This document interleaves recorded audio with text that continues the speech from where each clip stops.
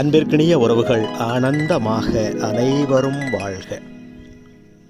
அன்பு உறவுகளே, ஜோதிடம் அப்படின்னு எடுத்துக்கிட்டால் ஜோதிடத்தில் பல்வேறு விதமான முறைகள் இருக்கிறது. இப்போ தசாபுத்தியை வைத்து பலன் சொல்லக்கூடிய முறைகள் இருக்கிறது. அதே போல் கேபி சிஸ்டம் இருக்குது, நாடி ஜோதிடம் இருக்குது, பல்வேறு விதமான ஜோதிட முறைகள் இருக்கிறது. அதே போல் இந்த பிரசன்ன ஜோதிட முறையிலும் பல்வேறு விதமான பிரசன்னங்கள் இருக்கிறது. கோரை பிரசன்னம் இருக்கிறது, நிமிட பிரசன்னம் இருக்கிறது, வெற்றிலை பிரசன்னம் இருக்கிறது, சோழி பிரசன்னம் இருக்கிறது, பஞ்சபட்சியை வைத்து சொல்லக்கூடிய பிரசன்ன முறைகளும் இருக்கிறது. அந்த வகையிலே ஜாமக்கோள் பிரசன்னம், எல்லா பிரசன்னமும் சிறந்தது தான். உடனடியாக துல்லியமான பலனை கூறுவது இந்த ஜாமக்கோள் பிரசன்னம். இதில் யார் வேணாலும் பார்க்கலாம், எப்போ வேணாலும் பார்க்கலாம் அப்படின்னு இருக்கிறது இந்த ஜாமக்கோள் பிரசன்னம். மற்ற பிரசன்ன முறைகள் எல்லாம் பார்க்கக்கூடிய இடம் புனிதமான இடங்களாக இருக்கணும் அப்படின்ட்டு பல்வேறு கட்டுப்பாடுகள் இருக்கிறது. ஆனால் இந்த ஜாமக்கோள் பிரசன்னத்துக்கு அது போன்ற ஒரு கட்டுப்பாடுகள் கிடையாது. நீங்கள் எந்த இடத்துல வேணாலும் பார்க்கலாம், எந்த நேரத்தில் வேணாலும் பார்க்கலாம். ஆனால் துல்லியமான பலன் கொடுக்கக்கூடிய ஒரு பிரசன்ன முறை. எந்த விதமான கேள்வியாக இருந்தாலும் சரியான பதிலை சொல்லக்கூடியது இந்த ஜாமக்கோள். ஏன் அப்படின்னா, இந்த மொத்த அண்டம் 12 ராசி மண்டலங்களுக்குள் தான் அடக்கம். இந்த மொத்த உயிர்கள், உயிர் அற்றதுகள் எல்லாம் நவ கோள்களுக்குள் தான் அடக்கம். அதனுடைய காரகங்கள் தான் இந்த கோள்களின் காரகங்களும் ராசிகளின் காரகங்களும் தான் இந்த மொத்த அண்டமும்.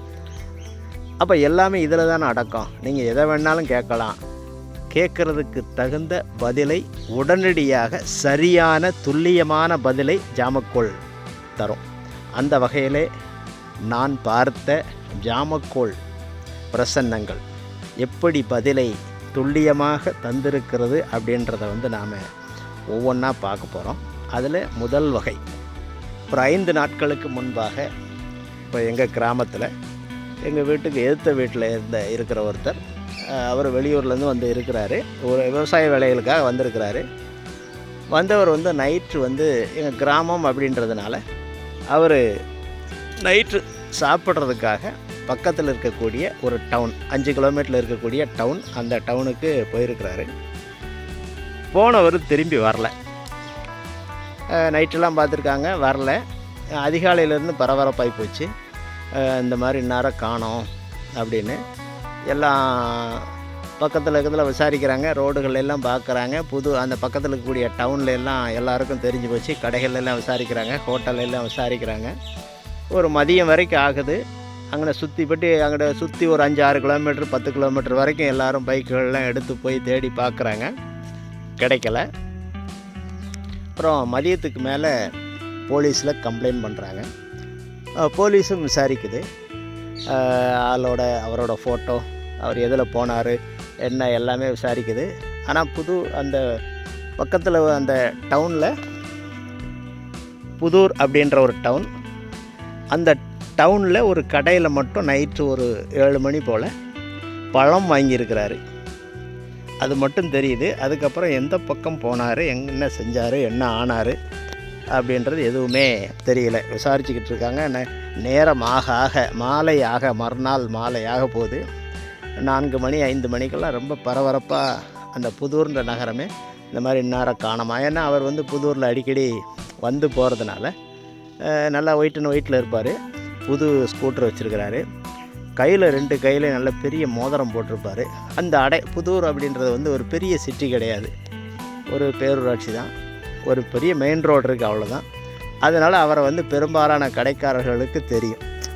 ஏன்னா ஒரு ஐடென்டிட்டி இருக்குல்ல, அவர் 2 மோதிரம் போட்டிருக்கிறது, ஒயிட்டில் இருக்கிறது அப்படின்றதால எல்லாருக்குமே தெரியும். அப்போ இந்த மாதிரி இன்னார் நேற்று நைட்டு 7 மணிலேருந்து புதூருக்கு வந்தாராம், காணமான்னு பேசுபொருளாயிருச்சு. போலீஸும் எல்லா இடத்துலையும் விசாரிக்குது, வண்டிகளை வச்சு தேடிக்கிட்டு இருக்கிறாங்க. இந்த சூழ்நிலையில் என் பையன் சரி இந்த மாதிரி நேரம் காணமேப்பா, அவரை பிரசன்னத்தில் பாருங்களேன் அப்படின்னா. அப்போ பிரசன்னத்தை போட்டோம். பிரசன்னம் போட்ட நேரம் வந்து மாலை 4:25. முதல் நாள் இரவு 7 மணிக்கு காணாமல் போனவர். அதுலேருந்து அவரை வந்து எங்கே இருக்காருன்னு எந்த தொடர்பும் இல்லை. மொபைல் வந்து வீட்டிலேயே வச்சுட்டு போயிட்டார். இப்போ அதான் ஒரு பெரிய சிக்கல். 2 மொபைல் வச்சுருந்துருக்கார். 2 மொபைலையுமே வீட்டில் வச்சுட்டு போயிட்டார். அப்போ பரபரப்பாக தானே இருக்கும். எந்த தகவல் தொடர்பும் இல்லைன்னா 7 மணிலேருந்து அவரை காணலை. நாங்கள் மறுநாள் மாலை 4:25க்கு இந்த பிரசன்னத்தை போட்டிருக்கிறேன். அதில் டைம் கூட இருக்குது பாருங்கள். 12/3/2025 தேதி பிற்பகல் 4:25க்கு இந்த பிரசன்னத்தை போடுறோம். மகர உதயம். உதயத்தில் சந்திரன் இருக்குது. உதயாதிபதி சனி 3ஆம் இடத்துல தான் இருக்குது. டிகிரி வைஸை பார்த்தா 2ஆம் இடம் தான் அது. 3ஆம் இடத்துல இருக்குது. ஆரூடம் அப்படின்னா ஆரூடம் வந்து 9ல் தான் ஆரூடம் இருக்குது. இப்போ உதயாதிபதியோ ஆரூடமோ 8ஆம் இடத்தோட தொடர்பு கொள்ளலை. ஆரூடம் 8ல் தொடர்பில் இருந்திருக்கணும், இல்லை உதயாதிபதி 8ஆம் இடத்துல தொடர்பில் இருந்திருக்கணும், இல்லை ஆரூடாதிபதியாவது 8ல் தொடர்பில் இருந்திருக்கணும். இப்போ 8ஆம் இடத்தை எந்த கோளுமே எதுவுமே தொடர்பு படாததுனால அப்போ காணாமல் போனது அப்படின்றது இல்லை அப்படின்ற மாதிரி ஒரு இதுலேருந்து எடுக்கிறோம். அப்போ காணாமல் போகலை, எங்கேயோ இருக்கிறார். ஆரூடம் வந்து 9ல் இருக்கிறதுனால அப்போ 9ஆம் இடம்னு சொல்கிறது தந்தைன்னு சொல்லலாம், கொஞ்சம் நீண்ட தொலைவுன்னு சொல்லலாம், கோவில் இந்த மாதிரியும் எடுக்கலாம். கோவிலை ஏதோ இண்டிகேட் பண்ணுது. அப்போ கோவிலுக்கு போனாலும் போயிருக்கலாம் அப்படின்னு எடுக்கிறோம். சரி, உதயாதிபதி வந்து எங்கே இருக்கார் அப்படின்னா அவர் உதயத்தை நோக்கி வந்துக்கிட்டு இருக்கிறார். உதயத்தில் இருக்கிற சந்திரன் உதயத்தை கடந்துருச்சு. இப்போ சந்திரன் கடந்திருக்கு அப்படின்னா உதயத்தில் இருக்கிற சந்திரன் வந்து 7ஆம் அதிபதி தான். அப்போ 7ஆம் அதிபதி உதயத்தை கடந்திருக்கிறார் அப்படின்னா 7ஆம் இடம் சொல்கிறது நட்பையும் சொல்லலாம், கலஸ்தரத்தையும் சொல்லலாம். அப்போ நண்பர் வீட்டுக்கோ இல்லை மனைவியை பார்க்குறதுக்கோ கூட இவர் போயிருக்கலாம். இப்போ உதயத்தை சந்திரன் கடந்திருக்கு. அடுத்து சந்திரன் வந்து ஒரு பயண கிரகம். அப்போ பயணம் தொடர்பான கேள்வியாக இருக்குது. அப்போ பயணத்தில் இருக்கிறார் அப்படின்றதை நாம் எடுத்துக்கிடலாம். உதயாதிபதி உதயத்தை நோக்கி வந்துக்கிட்டு இருக்கிறார். எந்த ஒரு பிரசன்னம் அப்படின்னாலும் உதயாதிபதி உதயத்தை நோக்கி வந்துக்கிட்டு இருக்கார் அப்படின்னா அது சுபத்தன்மை, அது கிடைக்கும், தேடிய பொருள் கிடைக்கும், நம்ம கேட்டது கிடைக்கும் அப்படின்னு எடுத்துக்கலாம். இப்போ உதயாதிபதி சனி உதயத்தை நோக்கி வந்துக்கிட்டு இருக்கிறார். அப்போ அவர் வந்து கொண்டு இருக்கிறார், வீட்டை நோக்கி வந்துக்கிட்டு இருக்கிறாரு அப்படின்னு எடுத்துக்கிறோம். ஏன்னா 8ஆம் இடம் தொடர்பு இருந்தால் தான் காணாமல் போனது உறுதி. இது காணாமலே போகலையே. 8ஆம் இடம் வந்து எதுலேயுமே உதயத்திலேயோ உதயாதிபதியோ ஆரோடமோ சம்மந்தப்படலை. இப்போ காணாமல் போகலை அப்படின்னு சொல்லிவிட்டு அப்போ ஏதோ கோயிலுக்கு போயிருப்பார், வந்துடுவார் அப்படின்னு விட்டுட்டு நான் என் பையன் நம்ம ஊரில் இருக்கிற பசங்க எல்லாருமே அந்த புதூர் அப்படின்றதுக்கு போயிட்டு அங்கே விசாரிச்சுக்கிட்டு இருக்கிறோம்.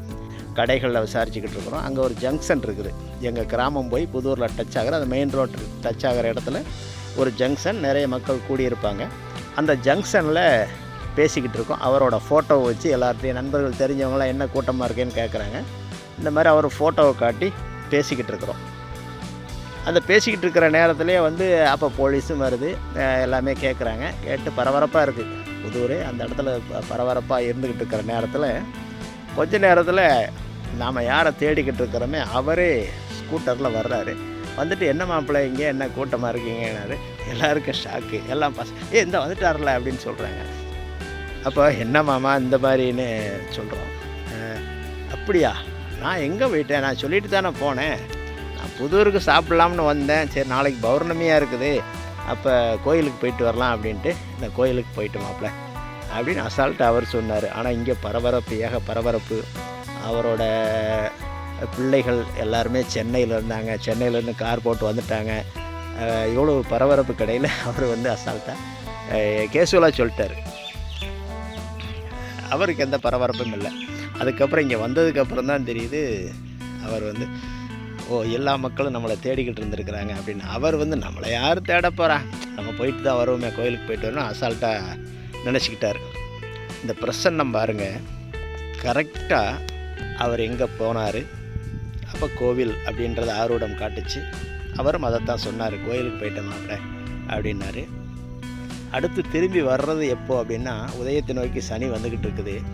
உதயம் பாருங்கள், கரெக்டாக மகரத்தில் 1 டிகிரியில் உதயம் இருக்குது. அப்போ மகரத்துக்குள்ளே அப்போ தான் உதயம் நுழையுது.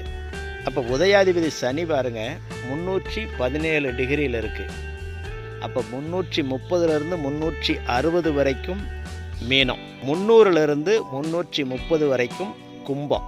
இங்கே நல்லா பாருங்கள், 317 டிகிரி அப்படின்னா சனி வந்து கும்பத்தில் பாதியிலேருந்து வந்துக்கிட்டு இருக்கு. இப்போ ஜாமக்கோள் வந்து எப்படி ராசி மண்டலத்தை சுற்றுது அப்படின்னா, மொத்தம் ஜாமக்கோள்கள் வந்து 8 ஜாமக்கோள்கள், 12 ராசி.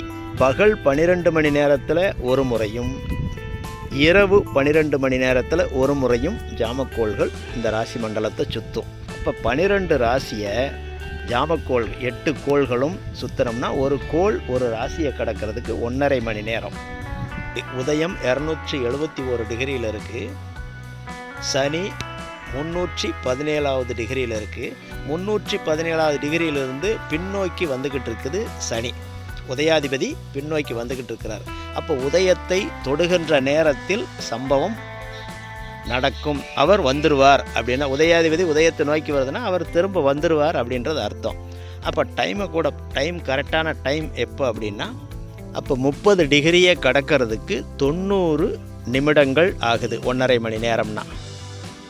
அப்போ 1 டிகிரியை கடக்கிறதுக்கு 3 நிமிடங்கள். இப்போ உதயம் 271 டிகிரியில் இருக்குது. சனி 317 டிகிரியில் இருக்குது. அப்போ 317லேருந்து கீழ் நோக்கி உதயம் வருது.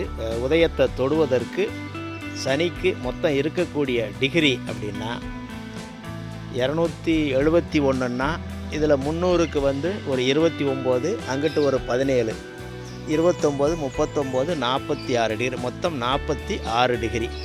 அப்போ ஒரு டிகிரிக்கு 3 நிமிஷம் அப்படின்னா 46 × 3 3 12 3 18 120 138 நிமிஷம்.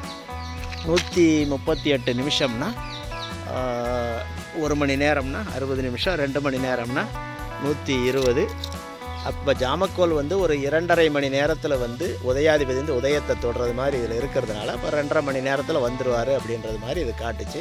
நாங்கள் வந்து ஒரு 7லேருந்து 7:30 மணிக்குள்ளே இருக்கும் அவரை புதூரில் பார்த்தது. இப்போ ஜாமக்கோள் எவ்வளவு துல்லியமாக காணாமல் போனவர் கோவிலுக்கு தான் போயிருக்காருன்றதும் சரியாக காட்டுச்சு. காணாமல் போனவர் பயணத்தில் இருக்கிறார் அப்படின்றதையும் சரியாக சந்தரணம் வச்சு காட்டுச்சு. அப்போ ஜாமக்கோள் எந்த விதமான கேள்வியாக இருந்தாலும், எப்படிப்பட்ட கேள்வியாக இருந்தாலும் துல்லியமான பலனை இந்த ஜாமக்கோள் காட்டுகிறது. அன்பு உறவுகளுக்கு நன்றி. மீண்டும் மற்றொரு நிகழ்வில் சந்திப்போம்.